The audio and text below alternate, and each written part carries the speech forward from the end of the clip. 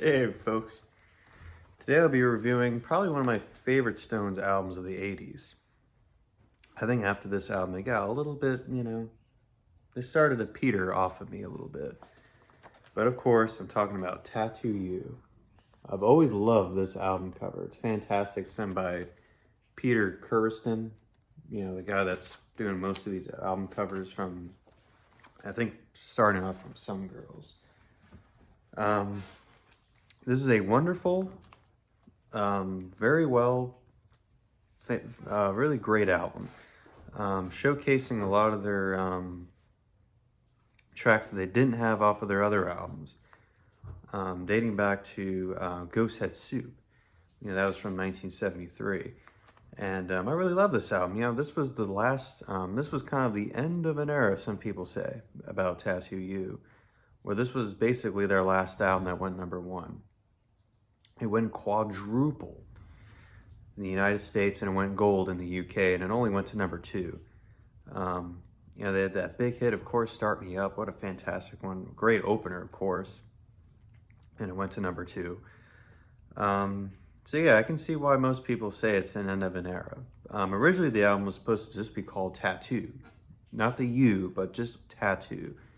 And I think Keith got a little bit, mad.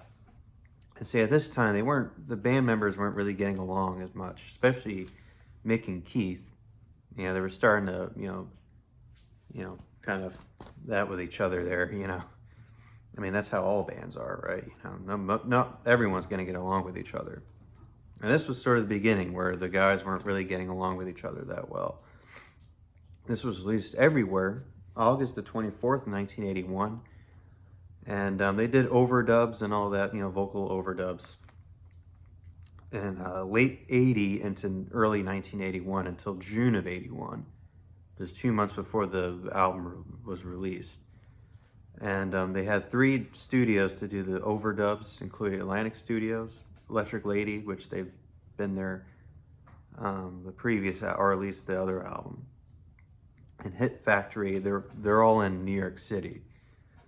And the album cover, believe it or not, won a Grammy for Best Album Package. This was on Rolling Stone's 500 Greatest Albums. I think now it's at 213, the revisioned version of it. Just last year, they came out with a remastered, like a revisioned kind of Tattoo You, with a whole bunch of demos, whole bunch of outtakes and stuff from the sessions and all that, In 2009, I believe they remastered it, and it's, I listened to the remastered version on Spotify. It sounds freaking great. So, I don't really think this is very, most people think it's kind of a lose, they're losing cohesion a little bit, and it sounds a little bit, everything sounds a little bit, not everything sounds that inspiring. But you know what? This is definitely a very great showcase of just the eras of the Stones, That's kind of cool. That's kind of, I mean, I know most bands kind of were doing that, where they were kind of setting aside tracks and they were putting that kind of stuff on later albums, That's definitely most cases for a lot of bands, And so this was kind of interesting for a lot of the Stones fans getting into this album to listen to some stuff, but most people probably didn't know about that, Most people didn't know. But anyways, let's go and get started. I love Tattoo You. So the first opening track is Start Me Up. What a great opener, right? Of course, that music video of Mick Jagger with the, he's looking like, what's his name? The guy with the curly hair and all that, you know what I mean? What a great song. I love this song. This is just one of those Stones songs you listen to, like, oh yeah, fantastic. I never stop. Apparently that's what the song was supposed to be called, Never Stop. It was supposed to start off as a reggae, style song. This was part of the Some Girls sessions from 78, and I believe so, 1978. We got Marca Carabello on that cowbell. Oh yeah, and Barry Sage. A lot of everyone here doing the hand claps here. I really love Keith's clean electric here. It's really great. And Ron too with the rhythm. It's so great. You know, you got freaking Keith and Ron here. There's a perfect pairing right there. You make a grown man cry. Just what a great song. This is a song I never skip. And although I hear it millions of times, just like many of other classic Stones songs, this is just a song I just want to listen to it, you know. What a classic. And of course, this went to number 2. Oh, wow, what a great one. Start Me Up. Then we get the second track. I love this one. It's called Hang Fire. It's kind of a bit of a bluesy Stones rocker here. This went to number 20, in fact. This was a single released, I think, back in early 82. This was, I believe this was the follow-up to Start Me Up. Sounds very much like the Some Girls and Emotional Rescue, because, of course, I wrote on here that that was part of these sessions. That was during that time, 78, 79. I really like this one. I really love Keith's sort of, sort of styling here. So cool.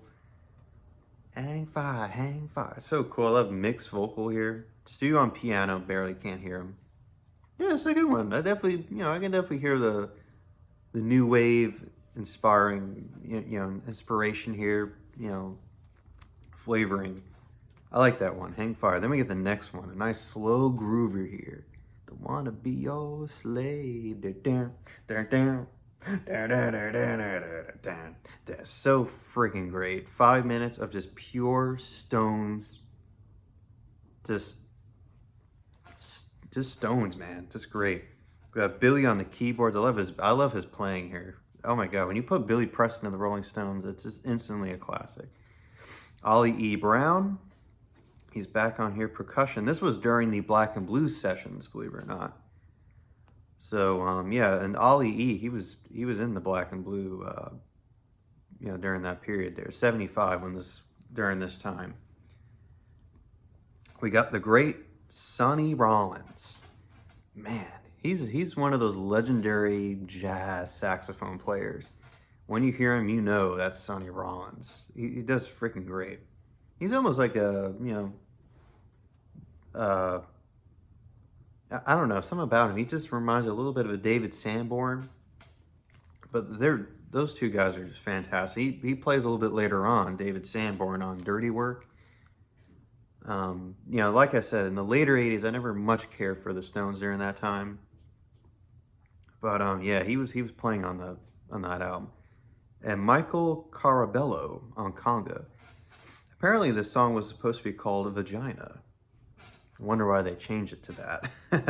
Don't wanna be your slave. What a great groover here. It's just such a great... I love Keith's nitty guitar here. I think Ron was here, I believe. Ron Wood was part of that session. Oh yeah, great one. Don't wanna be your slave. Nice groover. Then we get the next one. It's called Little TNA. Definitely has an emotional rescue feel, and of course it was supposed to be on the album, and unfortunately didn't make it, just like Hang Fire. This is a Keith song here. She's my little rock and roll. She's my little rock and roll. She's my little TNA. I think it's about girls and about girls can cheat on you easily. I don't know, whatever. Keith here is playing bass, he's playing electric, and he's doing hand claps here. And Stu here, piano, can't barely even hear him. Yeah, this is great. I really like Ron's, on rhythm guitar here. It's a fun track, everyone on backing vocals, Mick on backing. So yeah, this one's not too bad. It's very much like a new wave inspired track. It's not a great Keith song, but yeah, it's pretty good. Anyway, the next one's called Black Limousine. We used to shine, shine, shine. I love that. I love that line. This is from the Some Girls sessions. Apparently Mick Jagger is on harmonica, but I think Sugar Blue is here. I'm not sure if Jagger... I don't know if they overdubbed Jagger harmonica and Sugar Blue on here. Yeah. Once again, Stu here. I could kind of hear him a little bit. I think as we kind of get to some of these tracks, you can kind of hear Stu a little bit on the boogie woogie piano here. This is a nice, cool Stones groover here. Nice, slow groover here. Really love Keith. It's really nice electric here. He does a fine job here. Nice, clean electric. And even Ron, too, on rhythm. I love Bill's play, Bill's his drum playing on here. It's a really cool song. It just has that rock and roll feel. Whenever you slap on limousine, like a black limousine, it's just so cool. I think Deep Purple had a song called Limousine or something like that. It's such a cool, like, it's all part of that whole, like, rock and roll, like, you're part of that sort of thing. It's so cool. Yeah, it's a nice, I think it's very sparse, that harmonica, but it's a cool song, Black Limousine. Then we get the last track on side one, and it's Neighbors. This definitely reminds me of the Some Girls, and yeah, this is part of the Emotional Rescue Sessions from '79. Yeah, whenever they put one word, instantly it feels like a Some Girls, like respectable and all those. It feels that way a little bit. At the time, I think Mick Jagger was living in New York, and I think people were pissed off at Mick, his neighbors, and so that's why because he was, because they would be there playing, and they would kind of be, waking up the neighbors, and so that's how he came up with this one, Neighbors, Neighbors, Neighbors. Really love Sonny Rollins. He's here again on the saxophone. Stu once again on piano. We got the really nice, excellent dueling here between Keith and Ron here. They're really great, man. What a nice one. This is very much like a new wave rocker here. And I love the drummings here. It's very unique. The drummings, they almost sound like they're being played on like pots and pans or something, or a trash can or a trash can lid or something. It's kind of cool. It's a bit of a short song, but yeah, it's a pretty good one. Pretty decent try. Then we get side two. In side two, we get to all the soul songs. We get to the nice soul, you know what I mean? We get some of that Ghosthead, Black and Blue kind of songs. And here we go. This was from the Black and Blue sessions from '75, and it's called Worried About You. It reminds me a lot of Fool to Cry. Because Fool to Cry, Mick's playing the Milky Electric piano, and he too is playing the electric piano here. With that nice falsetto voice. Throughout the song, or he's got that soulful R&B vocal, Ron here on electric, and I believe Keith is on here as well. We got Billy Preston on that nice swirling keyboards here, and Wayne Perkins was here. This was at the time where they had all those people auditioning. So Wayne Perkins was part of this session. Really cool solo here. There's a fine, excellent solo, and Ron, yeah, I think I've already mentioned that. Ron on electric. He's on rhythm electric, by the way, yeah. Ollie E. Brown on percussion, nice. It's a really nice, Worried About You. It's got that nice, milky, soulful ballad, about this guy worrying about, about this relationship or something. It's very, very much like Fool to Cry. It's a very nice, excellent, beautiful song. And then I love this one. This is from, you're talking my language here. Tops, man, Tops from Ghosthead Soup Sessions. This is a wonderful song. Nice, great, beautiful. I put on here an R&B ballad, a very medium tempo ballad here, with Mick Taylor on the lead electric. Oh no, I believe he's on rhythm electric here. And we got Nikki on that beautiful, colorful piano. Jimmy Miller here on percussion. Oh yeah, baby, I'll take you to the top. I'll take you away from all that and bring you up here. He wants her on a pedestal, I really like this one. It definitely has, and even Worried About You definitely has that Ghosthead Soup feel a little bit. But though definitely has that, for that time, the Black and Blue. But here, this Ghosthead Soup, it sounds like 73 or 72 when this was recorded, early or late 72. Oh yeah, it's got that feel of the early 70s Stones. It's such a great one. I'll get you away from all this. I'm gonna bring you up here because you're my girl, Then we get the next track. This is one of those songs you instantly end up feeling like you are above the world. You know, you feel like you're instantly enlightened, basically. It's called Heaven. What a freaking what a great album. I mean, excuse me, what a great song title, Heaven. I'm gonna have to do a thing. Great Rolling Stones song titles. This would definitely be on here for sure. I love this, you know, I mean, all the, you know, it's got like a gypsy feel. You know, it's got a nice milky sound to it, you know. Um, you know, that nothing will stand in your way. Nothing will harm you. I love that. I love that pure message. No harm will come by. Nothing will stop you. Just such a great, beautiful song. Mick here on electric guitar. Nice milky electric. And this was during the Emotional Rescue sessions. This sounds very much like the Ghosthead Soup era. Very much even Exile. So this definitely has a little bit of that, but it's kind of strange. So this was done in 79, I believe.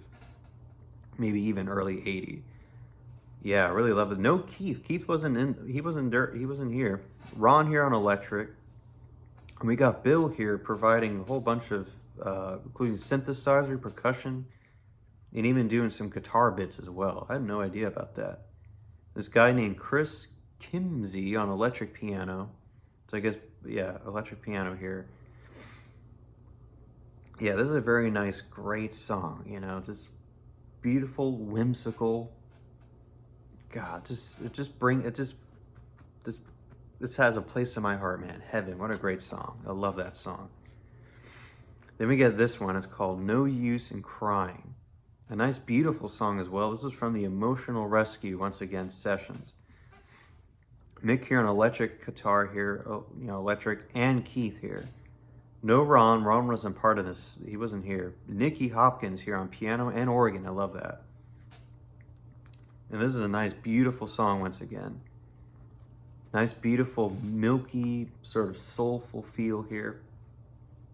I love Mick's playing here. He's such an underrated guitarist. You know what I mean? Like, I hate, you know what I mean?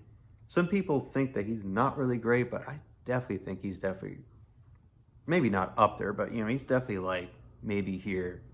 You know what I mean? It's a shame that Ron wasn't here, but Keith and Mick are just excellent.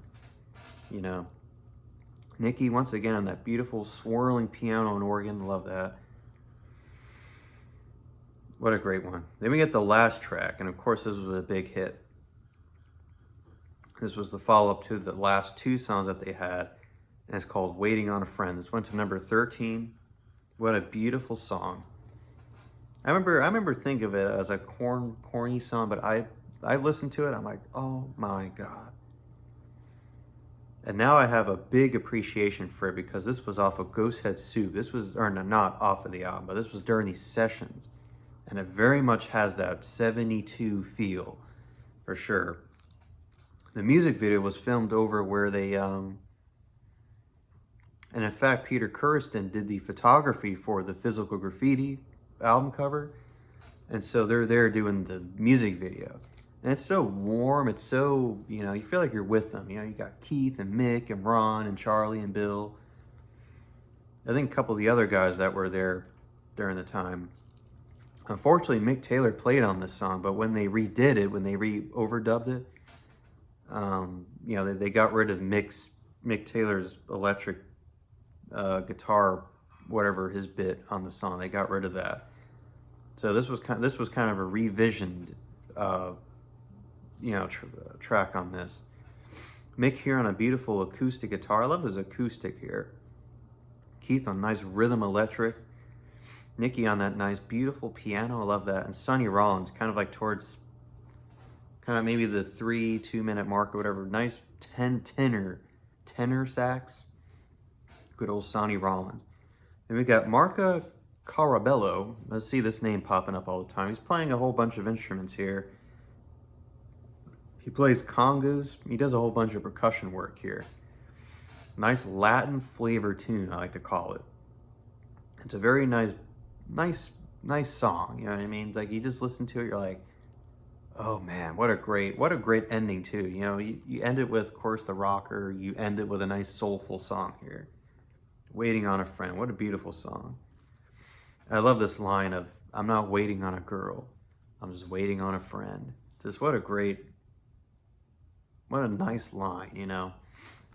And that's it, folks. That is my review of Tattoo You. I think I think this album definitely deserves to be, I think, a little bit higher on the Rolling Stone 500 Greatest Albums. But yeah, this is definitely one of my favorite albums for sure. Then we get their next album. You know, at this time, Mick, like I mentioned, Mick and Keith weren't really getting along that well. So what we got on the next album, which was called Undercover, came out later in '83. They had a very nice, successful American tour in '82. But at this time, they were kind of, you know, they weren't really, I mean, that magic was kind of lost with the Stones, basically. And so what we got, for the Undercover album and even Dirty Work, we got lyrical content dealing with, you know, just maybe, you know, I mean, just a whole bunch of, yeah, let's get it on, you know, let's brawl to the end, basically, you know. So it has a little bit of a different feel than what we got here, but yeah, definitely fantastic. Love Tattoo You, great album. That's it, folks. So we get to 1983 Undercover. That'll be my next one, okay, folks? Till then, take care. Bye bye.